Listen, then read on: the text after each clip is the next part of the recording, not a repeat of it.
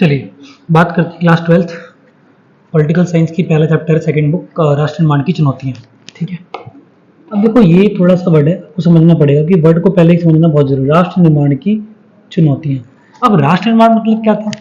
देखो बेटे 11th में आप पढ़कर आए होंगे कि भारत और पाकिस्तान का विभाजन 14-15 अगस्त की मध्यरात्रि 1947 में हुआ। कब हुआ? 14-15 अगस्त की मध्यरात्रि 1947 में हुआ था। अब देखो ये क्या था कि भाई किस आधार पर विभाजन हुआ, हम आगे बात करेंगे, मैं कंफ्यूज नहीं करना चाहता। ठीक है, आगे बात करेंगे। तो जब विभाजन कर दिया गया तो एक बना पाकिस्तान और एक क्या बना? एक बना भारत। तो जब भारत बना तो हमें भाई हमारा अपना एक राष्ट्र बन चुका था, क्योंकि इससे पहले हम क्या थे? इससे पहले तो हम अधीन थे। किसके अधीन थे? इससे पहले हम ब्रिटिश के अधीन थे। ब्रिटिश के अधीन थे। और आपने पढ़ा है कि ब्रिटिश ने भारत की हर व्यवस्था का शोषण किया। तो उसमें आगे बात, तो जब भारत बनाने की बात है कि हमें अपना एक अलग देश बनाना है, तो अलग देश बनाने की दिशा के अंतर्गत भारत को कुछ चुनौतियों का सामना करना पड़ा। क्या करना पड़ा? कुछ चुनौतियों का सामना करना पड़ा। अब वो चुनौतियां क्या थी हम आगे बात करते हैं। ठीक है, तो अब देखो यहाँ पे अब समझते हैं आगे। तो जब आजाद हुए 14-15 अगस्त की मध्य रात्रि को 1947 में जब हम आजाद हुए, तो आजाद होने के साथ साथ ही भारत के समक्ष 3 तरह की चुनौतियां उभर कर सामने आई। ठीक है, पहली चुनौती थी आपकी एकता, और दूसरी चुनौती थी आपकी लोकतंत्र, और तीसरी आपकी थी विकास। अभी हम बात करेंगे इसके ऊपर, इसके पहले एक टॉपिक लेकर लेते हैं ना। तो देखो आगे आते हैं, अब समझते हैं यहाँ पर क्या हुआ था बेटा आजादी के बाद। कब? आजादी के बाद भारत के पहले प्रधानमंत्री, भारत के पहले प्रधानमंत्री कौन थे? पढ़ाया था 11th क्लास में, आप देख लेना। पंडित जवाहरलाल नेहरू। कौन?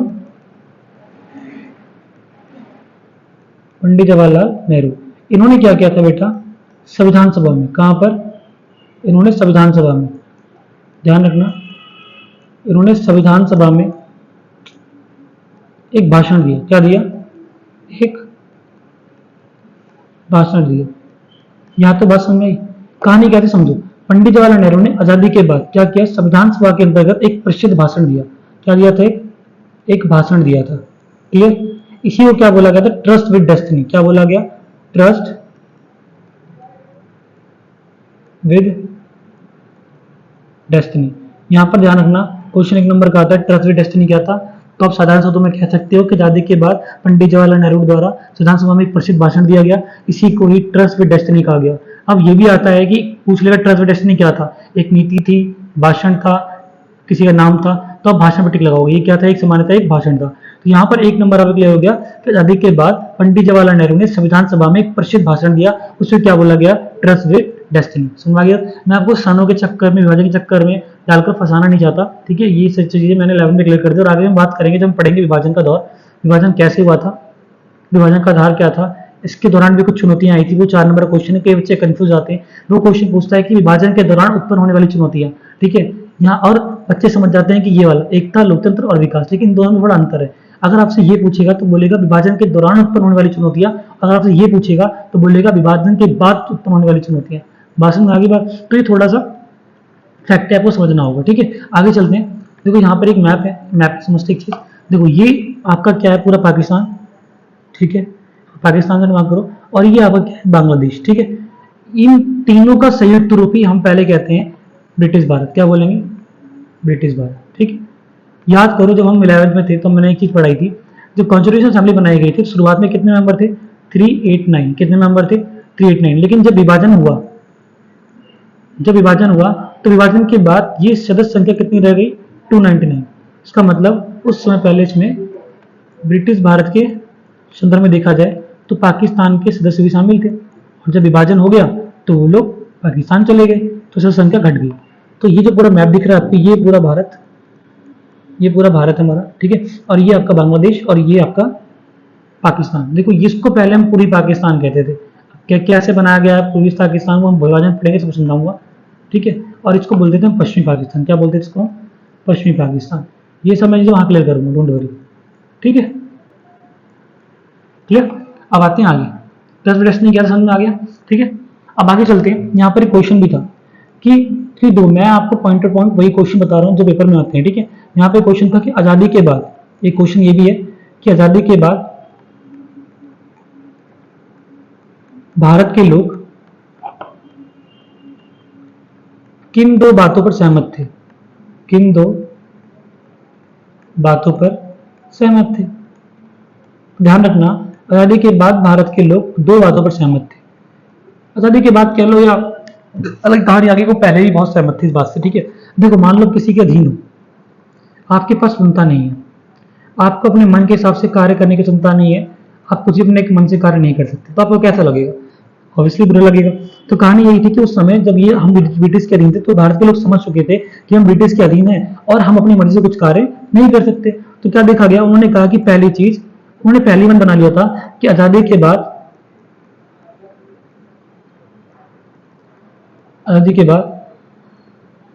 देश की शासन व्यवस्था लोकतंत्र के आधार पर संचालित की जाएगी। बात समझ आ गया? यानी पहली बात पर तो सहमत थे कि जैसे ही देश आजाद होगा, आजादी के बाद हम क्या करेंगे, लोकतंत्र की तर्ज पर, क्योंकि वो समझ चुके थे कि ब्रिटिश के अधीन हम कैसे थे, हम अधीन थे, हमारे पास जनता का अधिकार का अभाव था, हम अपनी मर्जी से कुछ कार्य नहीं कर सकते थे। तो इस बात पर सभी लोग रेडी हो गए कि भाई आजादी के बाद क्या होगा, देश की शासन व्यवस्था लोकतंत्र की तर्ज पर चलाई जाएगी, जहां पर लोगों के पास अपना अधिकार होगा, उनको सरकार चुनने का अधिकार होगा, साथ ही साथ नीति निर्माण के अंतर्गत उनकी अहम भूमिका होगी। बात समझ में आ गया? तो दूसरी बात क्या थी? दूसरी बात यह थी कि इन्होंने कहा कि एक ऐसी सरकार का गठन किया जाएगा,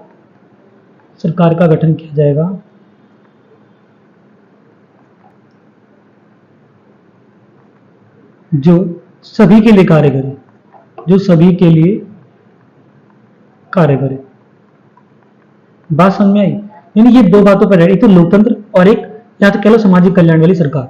भारत के वासी इन दो बातों पर सहमत थे कि आजादी के बाद देश की शासन व्यवस्था लोकतंत्र की तर्ज पर चलाई जाएगी, और दूसरी चीज क्या थी, एक ऐसी सरकार का गठन किया जाएगा जो सभी के लिए काम करे, उसके लिए केवल एक पार्टिकुलर ग्रुप ना हो, या वो केवल उच्च वर्ग के लिए ही काम ना करे। ठीक है, तो उसके लिए सभी, उच्च वर्ग, मध्यम वर्ग, निम्न वर्ग, वो तीनों के लिए काम करेगी।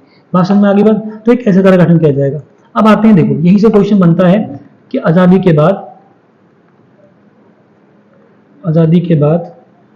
उत्पन्न होने वाली चुनौतियां,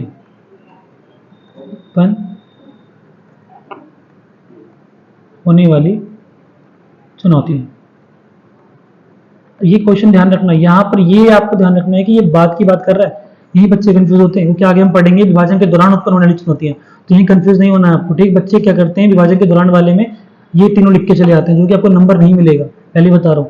तो आजादी के बाद की बात कर लें, तो आजादी के बाद भारत के समक्ष 3 चुनौतियां थी। क्या थी?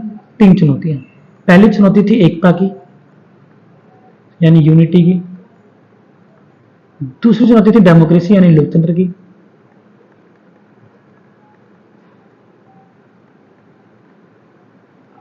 ठीक है, तीसरी थी विकास की,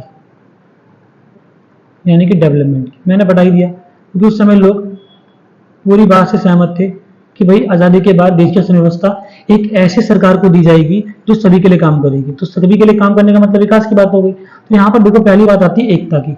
अब भारत के समक्ष एकता की चुनौती क्या थी, ये समझते हैं ढंग से। ठीक है, देखो बात कर रहे हैं एकता की। ठीक, अब क्या है बेटा, अगर जिस टाइम की बात कर रहे हैं, और भारत को विभिन्नता वाला देश भी कहा जाता है, क्या करते हैं, विभिन्नता वाला देश कहा जाता है, क्योंकि यहाँ पर डाइवर्सिटीज बहुत आ जाती है, क्योंकि यहाँ पर अलग अलग भाषा बोलने वाले लोग हैं, अलग अलग धर्म के लोग हैं, अलग अलग जाति के लोग हैं, अलग संस्कृति के लोग हैं। बात में आ रही है? तो भारत के सामने पहली चुनौती तो ये थी, कितनी सारी विभिन्नता को एक साथ कैसे लेके चलना है। क्लियर है यहाँ तक? यानी इनको एकता के सूत्र में बांधना, इन सभी क्षेत्रों को एकता के सूत्र में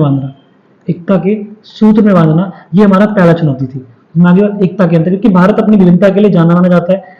अगर पूरे इतिहास की बात करें और पूरे विश्व की बात कर लें, तो भारत अपनी विभिन्नता के लिए शुरू से ही प्रसिद्ध रहा है, क्योंकि भारत के अंतर्गत विभिन्नताएं पाई जाती हैं, जहां पर लोग अलग अलग धर्म को मानते हैं, अलग अलग जाति के लोग होते हैं, अलग अलग भाषा का प्रयोग करते हैं। तो भारत के समक्ष पहली चुनौती ये थी कि किस तरीके से इनको एकता के सूत्र में बांधा जाए। ऐसी स्थिति के अंतर्गत, क्योंकि उस समय हमारी हालात बहुत खराब थे, आजादी के बाद हमारे हालात बहुत खराब थे, तो ऐसी स्थिति के अंतर्गत ये हमारे लिए सबसे बड़ी चुनौती थी कि किस तरीके से इनको एकत्रित करके समाज के अंतर्गत शांति स्थापित की जाए, क्योंकि ऐसे में पर्यवेक्षक देशों का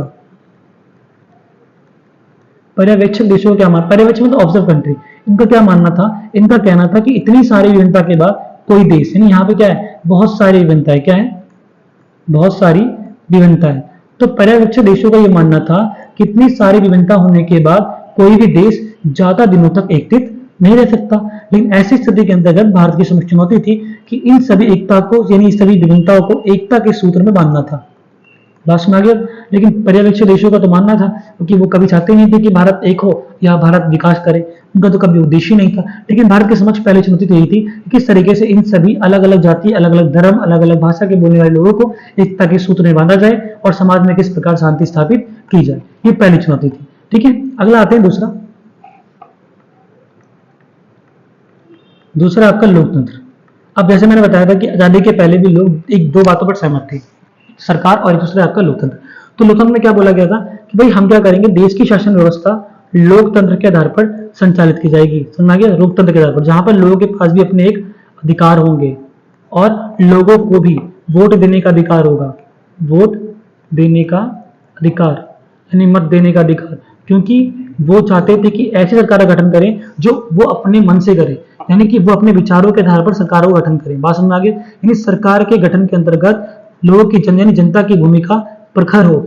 और हम जानते हैं कि लोकतंत्र क्या होता है, लोगों का, लोगों के लिए, लोगों के द्वारा चुना गया शासन। समझ आ गया। तो ये दूसरी चुनौती थी, किस प्रकार से भारत के अंतर्गत लोकतंत्र की व्यवस्था को स्थापित किया जाए और किस तरीके से भारत के अंतर्गत सारी राजनीतिक प्रक्रिया लोकतंत्र की तर्ज पर संचालित की जाए।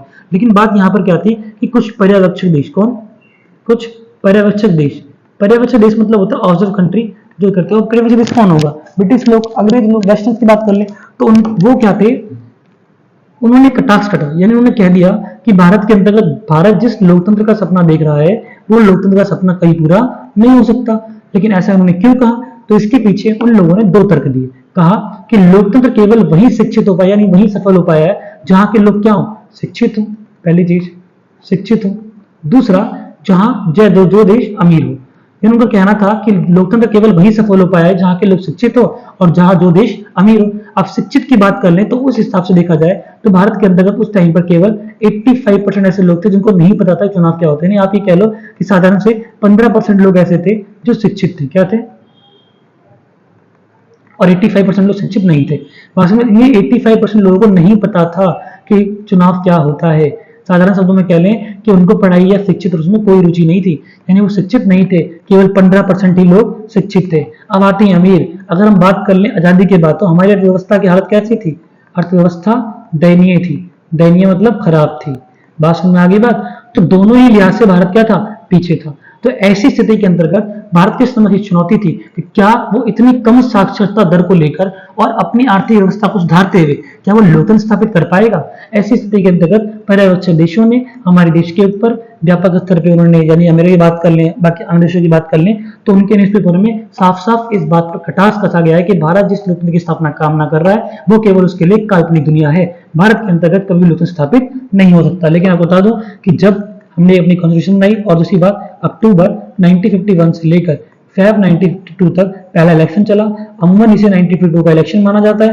क्यों? क्योंकि अधिकतर राज्यों में 1952 में ही इलेक्शन कराए गए थे। तो इतनी सारी विभिन्नता होने के बाद भी हमने अपनी क्या किया, लोकतंत्र को अपनाया भी और लोकतंत्र सफल भी है और हमने सफलतापूर्वक चुनाव भी कराए। तो हमने साबित कर दिया कि लोकतंत्र केवल क्या नाम है अमीर देशों में ही नहीं बल्कि उन देशों में भी कायम हो सकता है जहां के लोगों के अंतर्गत बस चेष्टा होनी चाहिए, भले वो शिक्षित हो या ना हो। वो बात अलग है कि लोकतंत्र की प्रक्रिया आगे चलकर बहुत व्यापक स्तर पर देखा जाए तो खराब होने लग गई, क्योंकि इसके अंतर्गत भी निष्पक्षता का अभाव रहा है। अगर चुनाव की गतिविधि की बात करें तो यहाँ पर निष्पक्षता का अभाव रहा है। आए दिन ऐसे मामले देखने को आते हैं, परंतु ये बात सच है कि आज भी लोगों का विश्वास लोकतंत्र पर और सरकार पर, संविधान पर बना हुआ है। आगे बात, चलिए आगे चलते हैं। थर्ड, तीसरी चुनौती क्या थी? तीसरी चुनौती क्या थी? विकास की। किसकी किसकी चुनौती थी? विकास की। चलिए ठीक है, विकास। अब एक ऐसा विकास करना था, एक ऐसा विकास करना था जो सभी के लिए, सभी वर्गों के लिए, किसके लिए हो? सभी वर्गों के लिए हो, जहां पर सभी जाति धर्म के लोग हों, जाति धर्म इन सबके लोग। बात समझ आ गया? यानी सबके लिए एक ऐसा विकास करना था जिसमें सभी वर्गों का विकास हो, ना कि केवल उच्च वर्ग का विकास हो। बात समझ में आ गई बात। तो ये कामनाएं थी, ये तीसरी चुनौती थी। और इसमें भी सबसे बड़ी चीज है कि दो चीज आती है, एक होती बहुसंख्यक, और एक होते हैं अल्पसंख्यक। बहुसंख्यक का मतलब जिनकी संख्या ज्यादा हो और अल्पसंख्यक में जिनकी संख्या कम हो। तो ये भी सुनिश्चित किया गया कि जो विकास की धाराएं हैं, जो विकास की गतिविधियां हैं, वो सुनिश्चित करना होगा कि वो केवल बहुसंख्यक के पास ना हो, बल्कि उसका फायदा अल्पसंख्यक लोगों को भी मिले। बात समझ आ गई बात? तो ये भी सुनिश्चित करना हमारा दायित्व था। तो एक ऐसा विकास करना था जो सभी के लिए विकास, यानी कि आप ये कह लो कि एक समाज, बोलो सामाजिक कल्याण करना, जहां पर सभी को उसकी जरूरत के हिसाब से सारी चीजें मिल जाए। ये हमारी कुछ धारणाएं थी और कुछ हमारी चुनौतियां थी। तो यहीं पे क्वेश्चन आता है कि आजादी के बाद, क्वेश्चन क्या है, इसको पढ़ लेना बेटा, बहुत इंपॉर्टेंट है, ठीक है। क्वेश्चन क्या है, आजादी के बाद भारत के समक्ष उत्पन्न होने वाली